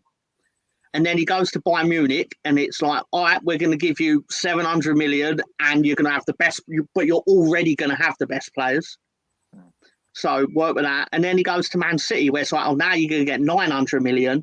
You can break all the UEFA rules. Oh, sorry, go back to Barcelona where it's like, and the refs are probably in your pocket as well, based on that fucking Chelsea-Barcelona game. Anyway, sorry. And basically, it just seems like everything's weighted in his favour. Now, the credit I will give him is there are Chelsea managers that have been given similar and not won everything. Correct. Like, for example, Graham Potter was given shitloads of money. Correct. Countless Chelsea managers have been given unlimited checkbook and not won everything. So, yeah, I'll give him the fact that he has taken advantage of all his advantages. But by the same token, it's like everyone laughed at Sam Allardyce. This is one of my main examples of this. Everyone laughed at him when he went, I'm every bit as good as Guardiola.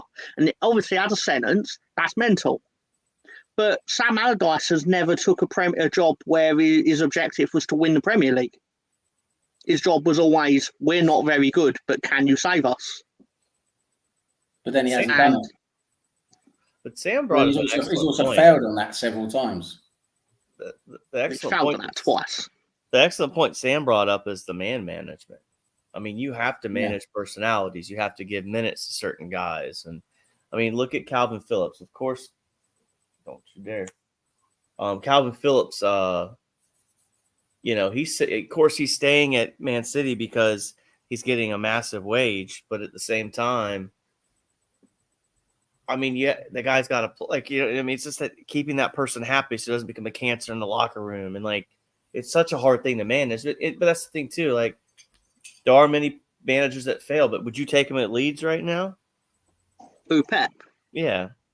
I'd be fascinated to have Pep at Leeds because it'd be like, let's see what you can do with players that are not the best in the league they're in. That's why I'd expect him to do well because he's done well everywhere. Yeah.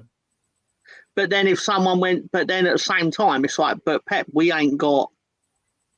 If you want the best player in at left back, we haven't got the 80 million to give you a left back.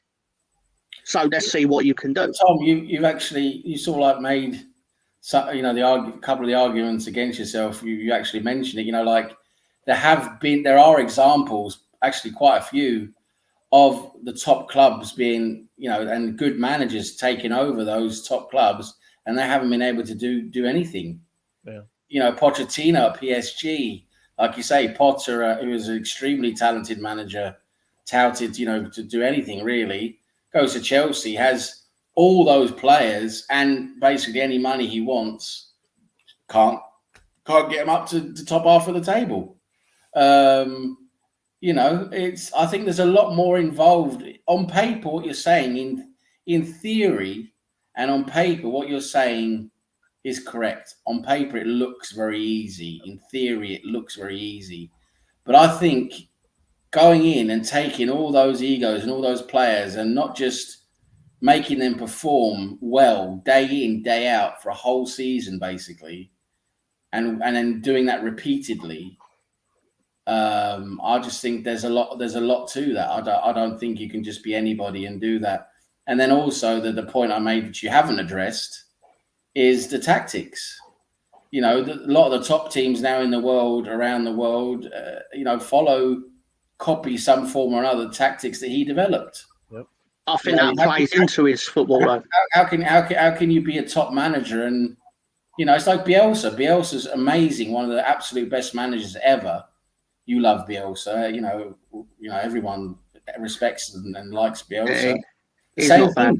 His tactics have been developed and used all over the world, you know, And the same with Pep Guardiola now with top teams. He's like the next level, like the newest type of tactics. And I just don't think you that can be the influence you give on the world of football, and you're not a top level manager. I just don't think that you can say that. I accept that. So I know it's a bad opinion, like an unpopular opinion. Sorry, it's a better way of putting it. But I still stand by the fact of he's always had best in class. I don't think it's that hard to keep people happy at Manchester City when it's the biggest wage you'll get in England, generally speaking. What I would like to do is I'm going to defend Calvin Phillips when people are like, why is he still there? It's like he's left Leeds to try and get into probably the best football team in the world, and he's failing at it.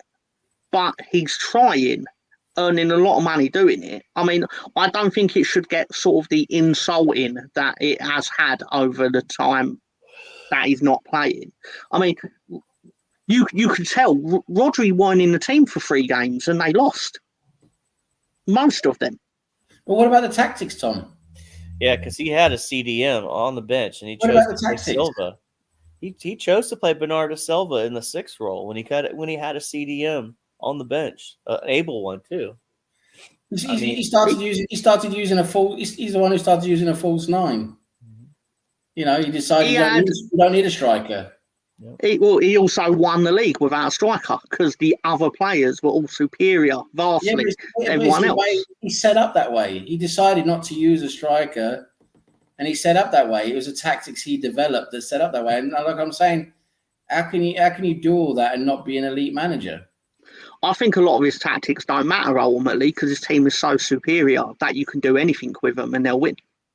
But you gotta still be tactical. I know football don't work like that generally. I understand that. Yeah. But I do believe the fact that he won the best football league in the world without a striker proves that he can essentially just send a team out there and they're just better. And they'll win more than they don't. But is that based on him being? It's because of all the players he has that are in attacking roles. You know, from the midfield up to the attacking roles. They're of course they're at a level where several of them can score goals, and that's what he's utilised. But it's a matter of seeing that and utilising that and making that work. You know. Well, I'm glad that we've discussed my unpopular opinion, and I've convinced you all that. I'll tell you what, it's a great discussion. And I've convinced you all that I'm definitely right. Okay. It's a great discussion. So, I'm proud that I've convinced you all that I am actually right and Pep is shit. No, Tom, it's a great discussion, and we could actually. That is such a good, interesting discussion. That we could actually have a whole show on it. We really could. That's how, in my opinion, how interesting that is. It'll be a great show to talk about. The thing with it is, it will genuinely go round in circles because obviously I believe what I believe for whatever I've said, but ultimately I accept that a lot of people are not going to think it. So, yeah. Hello, Stan the man is here.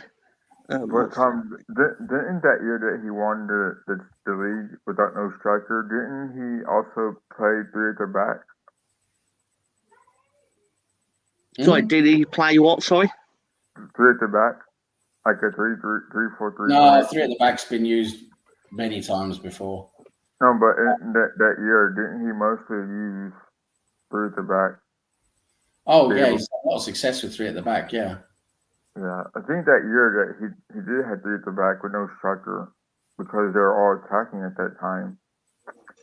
But what makes me upset is that, the whole inverted fullbacks thing, and this is where I get kind of upset with Zinchenko, because he just tried to use midfield too much, so where he gets caught in big games. This one he did pretty good against City, but in the games before he did terrible against Liverpool the last game last year. So at that time, it's a risky take to play players that aren't used to playing that inverted fullback role or the inverted fullback position. Because there have been times where players have been caught in the past using that system or the tactics that Guardiola uses now, Arteta uses. So it depends on players too, and you know. Well, you got to have a high intelligence level to do the left inverted back anyway to play that, because the space that person's required to cover is they're required to cover the left back and as well as be up in the midfield and to understand counterattacks and when to fall back, and your back line has to understand where they're covering stuff. It's not easy to run an inverted left back, but I mean, yeah, the players matter for him too. Like when you have Rodri, you can be a little bit more attacking in your other midfield roles, right? That's why like bringing Declan Rice in is so critical, because he gives us a more elite six, that can allow us to maybe run 2 10s. I mean, it's just the better players allow you to do things more freely tactically, as opposed to if Pep was to go to Leeds, or even Luton Town, you'd have to run a 5-4-1 block and just hit everybody on the counterattack, right? You couldn't really do, a 4-3-2-1 with them. Like it's you're limited based on the players you have as well. Mm-hmm. So manager's responsibility across the board in football is to get the best out of what you have. Absolutely. And a lot of the times you don't have the luxury of being able to play an expansive style of football that everyone loves to watch. Everyone would love to be able to play 4-2-4 and just smother the other team into submission. But 90% of teams don't have that luxury. But anyway. Look what Stan said. Invented fullback has been. Pep got it, right? An optional fee for Pep. Yeah, well, like I just read in the chat there, it's of course all of these things haven't been invented per se by Pep, but what he has done is develop them further and use them together in a combination where, according to what phase of play you're in, you're using some kind of style around that. He's very, very much positional in terms of where the ball is and where the players are and related to the ball. And that whole inverted style and all of that, is very much related to how the ball is, where it is on the pitch. And that combination of those things is definitely an update. Yeah. It's a new hybrid style that Pep Guardiola did bring in with Manchester City. I mean, he started it a little bit with Barcelona. He had all that tiki-taka stuff and, brought in a bit more like a gegenpress style with it, and then at Bayern Munich it was more like a gegenpress.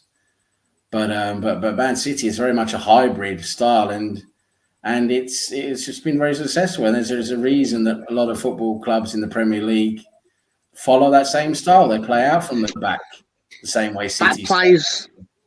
But that plays into what he does, right? Because if everyone then copies him but has worse players doing it, then he's got an advantage there too. There's traps there. That's what City is so clever at. Is they're so positionally well trained tactically. They go into a high press and they set traps. They know where they can force the ball to where they can then press the ball and win it, and win the ball high up and then create a direct chance through good, smart, direct passing from like De Bruyne, Bernardo Silva, these guys who can, have those precise direct passes where you all of a sudden you're straight into creating a new goal scoring opportunity. So, it's of course they've got this to do with the players they've got, but it's getting everything out of the players in the most efficient style, the most efficient way. And a lot of the other clubs, like even Arsenal, because of Arteta, very much influenced by Pep Guardiola, and many other clubs try and play the same way. So, I'll pivot on that too, because the teams that are winning the most in whatever sport, NFL, whatever tactics they bring in, people tend to copy them because they're being the most successful, right? So, like for example, the Philadelphia Eagles have done this thing called the tush push. It's your you're 1 yard from the first down. They line it up and then they push the guy forward. It's kind of like a rugby scrum. Now, everybody started doing it because it's unstoppable pretty much, right?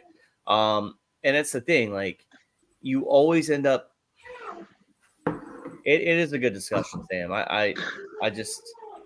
If you do it with worse players, though, you will get exposed, and that's what he's taken advantage of. It's not wrong of him to do it. I'm just saying that's a byproduct of people copying his style with inferior players carrying it out. I just don't think. Pep would set up the same way if he had Luton Town or he had Leeds. He'd adjust to the players he has, but I think he'd get the best out of the players that he owns, right? You know, so that's the difference with Pep. Like, I mean, Graham Potter, I mean, he had all the tools he needed to be successful at Chelsea, right? But look at how much better Brighton performed now that Graham Potter's no longer at Brighton, right? So was Graham Potter kind of fool's gold, right? I mean, De Zerbi, I mean, that's probably going to be the next coach that moves on to a big job, in my opinion. But, I mean, yeah. Brighton, the thing that I think people only just really finding out is Brighton are they're strong. I can't remember the saying, but the sum of their parts, right? Like Graham Potter was not why Brighton were on the ascend that they were. He was part of why. But you could interchange him with someone else and the machine doesn't break down. Yeah, the system was set up very well. Yeah. Yeah. The scouting is the key part of their operation, clearly. They have to identify players. I mean, every team has to do this, but they manage to do it dirt cheap and then sell them on. Well, why doesn't somebody just go buy their scouting department? Good question. I mean, because there's the funny thing about it. We saw it in baseball, right? Like that movie Moneyball, right? So, and that does happen, right? But it's like, why? I just don't know why someone hasn't just gone in there and just purchased the scouts and been like, "Hey, where do you guys?" You know, it's interesting you say that, Spencer, because scouting now in football is very much related on statistics. It's all about the numbers. Analytics. It's very much the number crunching game to try and find those players who, you know, are like outliers that aren't really well. And yeah, obviously some of these guys do it better than others. Like Brighton obviously do it very well, and other clubs do it very well too. And yeah, you're probably right. Probably you could try and get those guys to work for you. You could probably get a bit of an advantage that way. But yeah, it's there is a lot there with identifying, you know, players who are good that are not necessarily already well known. This is an interesting point, basically, because obviously one of the big things when Potter went there was obviously that he took basically most of the staff with him. So ultimately, what it proved is the actual setup is successful more than the people that are in it.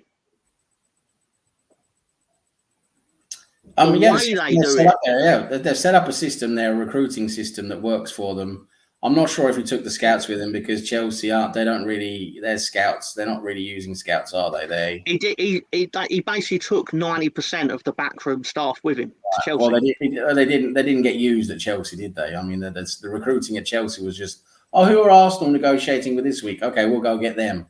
And that's a Chelsea recruitment policy. Those memes were so true, Sam. I mean, that was 100%. Yeah. Chelsea was just, what's United doing? What's Arsenal doing?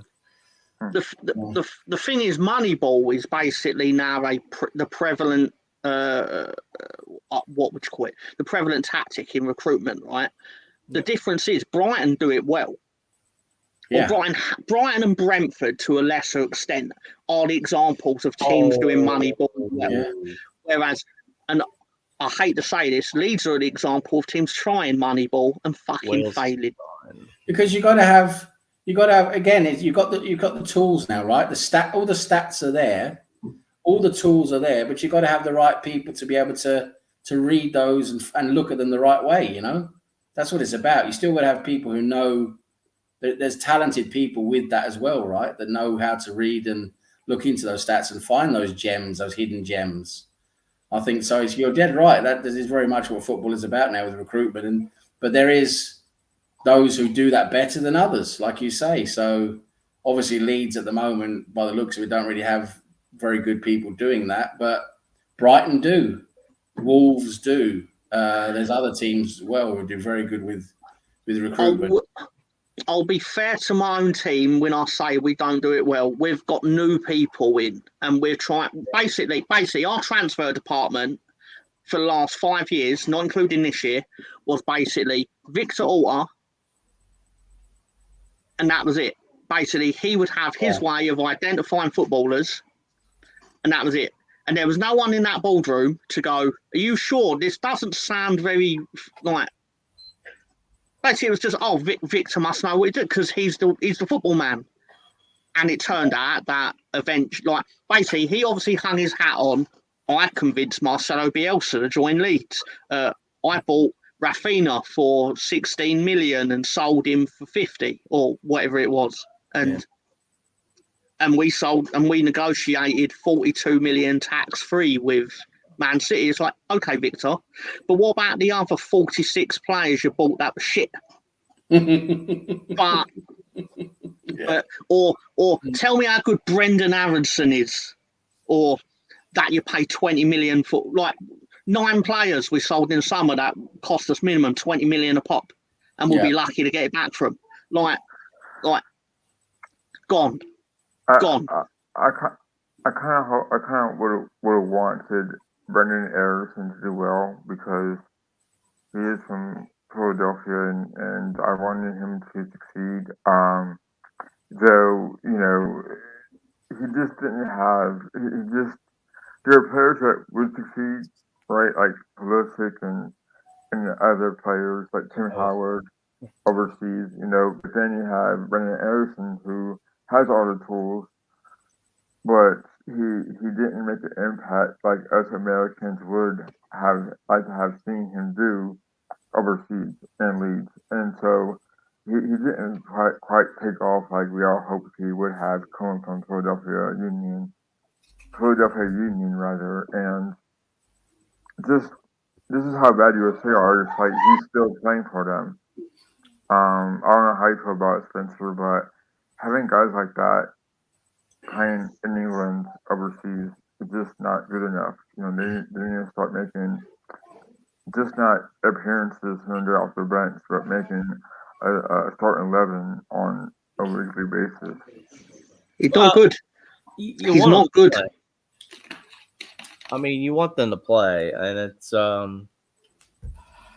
Aronson's an interesting one. Of course, I'm a DC United guy, so I don't really care for Philadelphia Union, but but we've been straight dog poop, so I have nothing to talk about with DC United. But I mean, you do want your American stars to play, and that's kind of why Pulisic's in Italy. Maybe Aronson needs to move to Italy. I mean, where is he still at Leeds? Aronson needs to hit the gym because a gust of wind would hit him and he'd hit the floor. Oh, that's facts. That's 100% accurate. It's kind of like Fabio Vieira. He's just too small. He needs to bulk up a little bit, right? Or move to a position that doesn't require physicality as much. That's my opinion. Alonso's given up. At best, he's physically weak, and at worst, he's a diving cheat because he was always on the floor.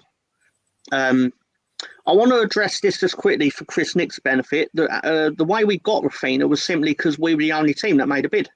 Because, like you say, he was linked for massive moves, but their ownership at Rennes in 2020, they had a takeover, and the new owners basically felt that they overpaid for Rafinha, and they were quite happy to get the money in for him because of obviously COVID, and they weren't getting any revenue essentially. So then we just popped in with like 17 million, and they went and it turned out it was actually quite a good punt, let's just say. But that's basically how it happened.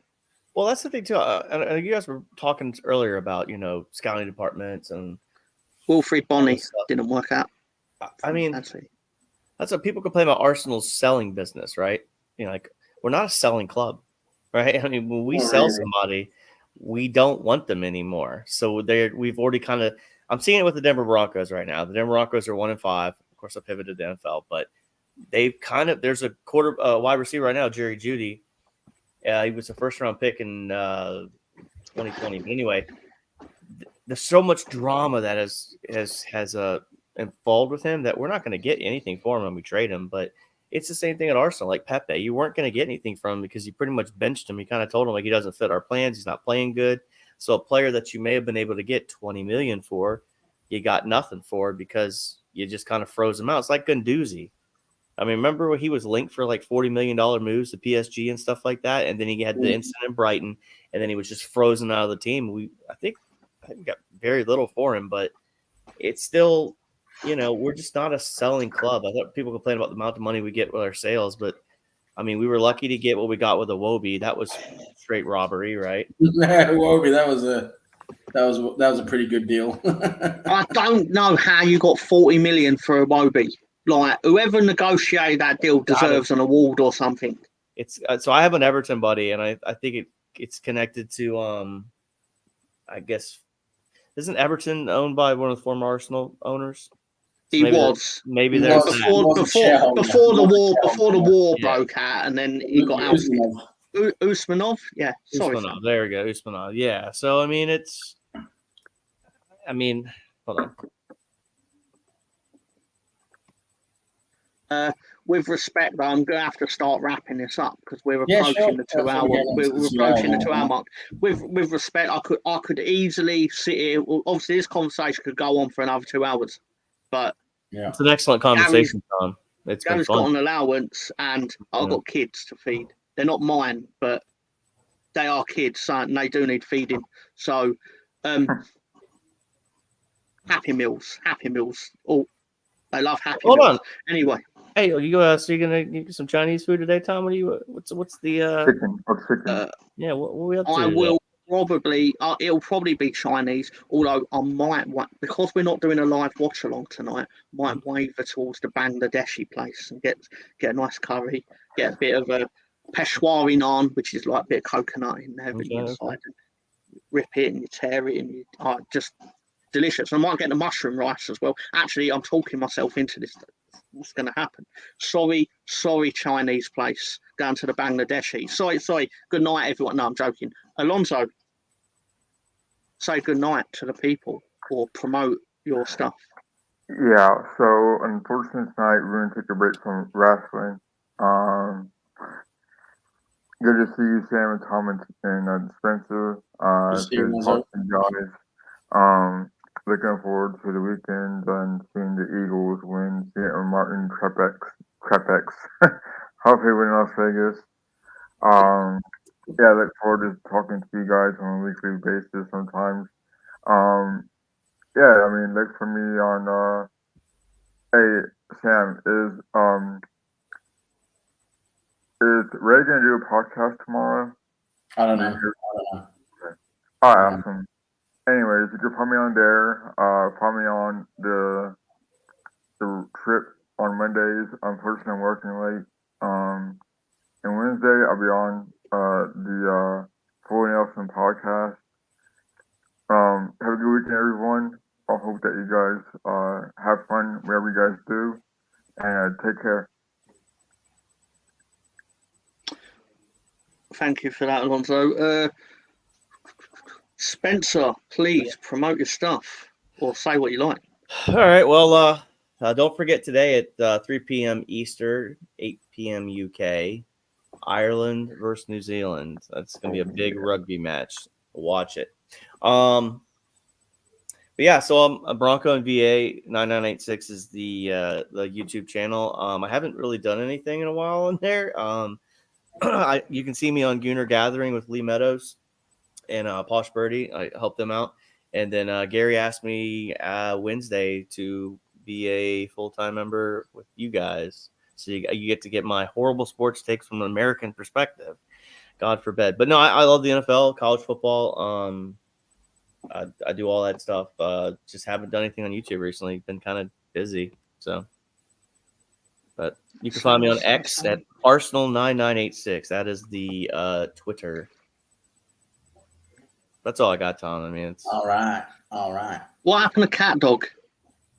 Well, that was the original name of the Twitter handle. Then I decided to do a rebranding.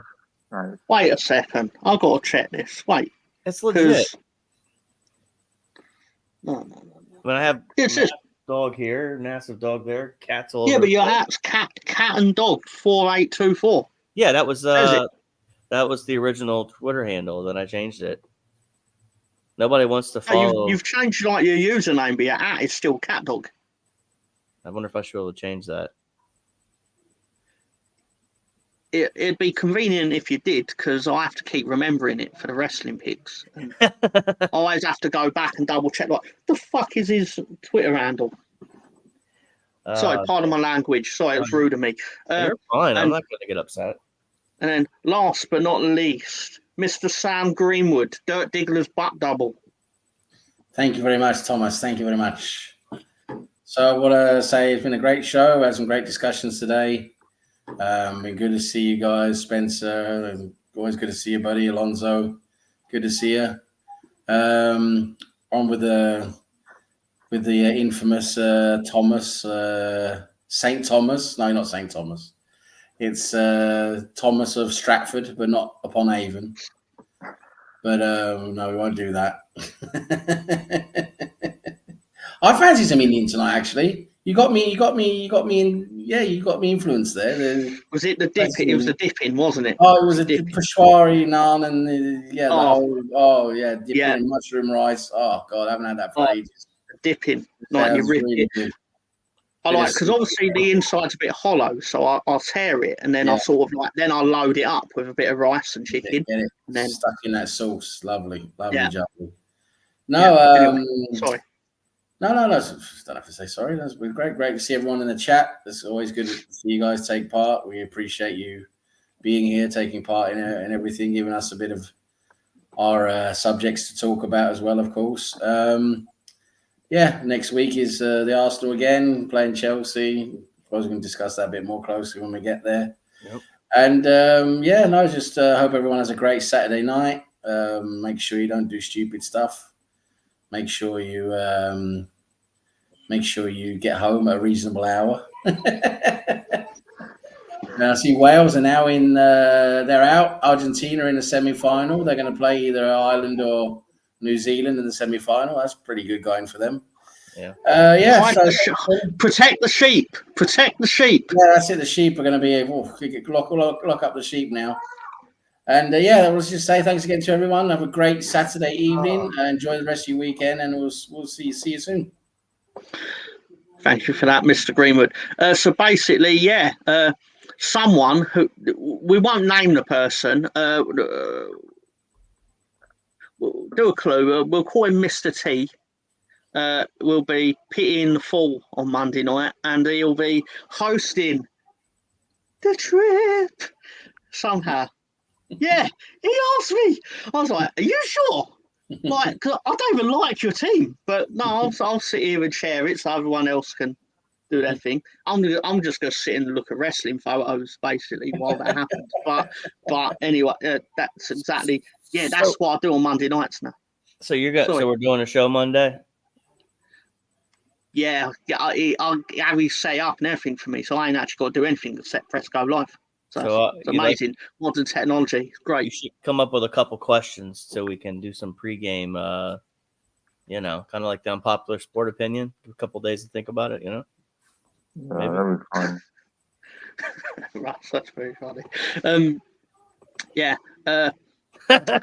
don't know if I'll. You know what? I'm just gonna just do your thing. But I'm just gonna say. So we'll be on the trip on Monday night. Probably going to be doing a full Nelson on Wednesday night. Should actually, if you haven't seen it, go back and watch the previous one, because we basically doing a live simulcast of NXT versus AEW. AEW didn't win. It didn't go well for them. Sorry. Because my personal favourite part of it was like, we're going to put on our best show possible, and WWE were like, let's just bring up The Undertaker, see what he's doing Tuesday night. And turned out he wasn't that busy. But anyway, so have a good week, everyone. And as usual, if you if you need a friend, talk to someone. That friend ain't me. Like, don't message me about it. Like, if you got issues, but don't be afraid to look for help and things like that. Again, don't come to me for help. You will be barely help. Be terrible at it. But seriously, have a good week, everyone. That's a hell of a comment there, Tom. If you need help, just don't come to me. Oh, no, I'm not. No. I'm like, I want people to help each other and stuff. I'm not qualified to do that, and I wouldn't want to lie to everyone. That like I'd be really good at it. I wouldn't. Do you know what my suggestion would be? My suggestion would be, if you try tossing yourself off, the endorphins might make you feel sorry. Just Jesus. Therapy, massage therapy. It worked for me 8 times on Tuesday. Anyway, sorry. Oh, jeez. Just. Well, there goes the tire on the script. Talk about people being salty. No, wait, sorry. Sorry. I'm so sorry. Sorry. Shut up. Anyway, sorry. Yeah. So yeah. Have a good week, people. I'll see you Monday night. Oh yeah. Life is a journey. Don't waste the trip. Enjoy the ride.